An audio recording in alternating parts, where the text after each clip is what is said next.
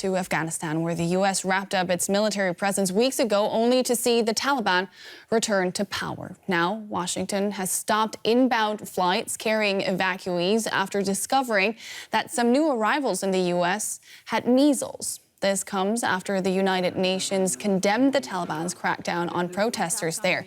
The Office of the High Commissioner for Human Rights said at least 4 people had been killed in demonstrations.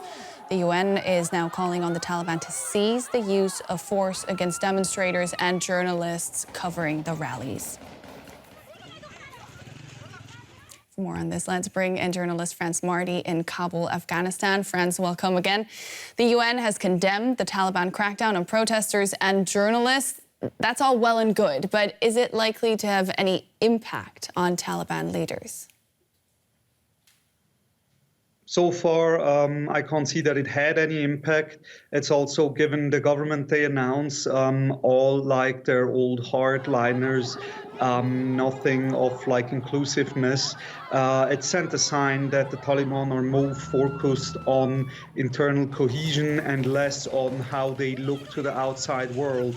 So if they think that protests get like dangerous for them, they will likely heavy-handedly, if necessary, try to like subdue them. So far they haven't like reversed any of their decision, and I think it's unlikely that they will.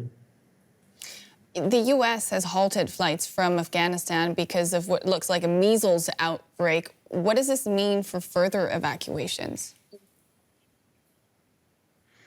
As far as I can tell, these measles outbreaks, this was a flight like from Afghans that were flown out some days, weeks ago, and then were processed on U.S. bases in third countries, Germany and Qatar, for example, and then went from there to the States. So here, there has just been 2 days ago, the first flight with like about 200 foreign passport holders. So evacuation, because of the situation at the airport that was not running, have anyway been like on a low scale, and the system is now completely clear. So I think the impact of this measles outbreak is limited for the evacuation from Afghanistan, has rather an effect on the onboard transportation for the thousands of people that are waiting outside of the country. Now, of course, the big topic today is the 20-year anniversary of the 9/11 attacks, a day that changed so much for people in Afghanistan. How do people there see this day? Not as you would expect from the West. I was on the streets. Barely anyone realizes that it is the anniversary. Some people even don't really realize it if you tell them the date. Everything looks like during the past days. So there is neither like celebration or like that they reflect on this a lot. A few people remembered. One young man in a taxi told me the reason that it's not special for them, in his words, for Afghans, every day in the past 20 years has been like 11th of September, explaining that like on every day a lot of people were killed here in Afghanistan.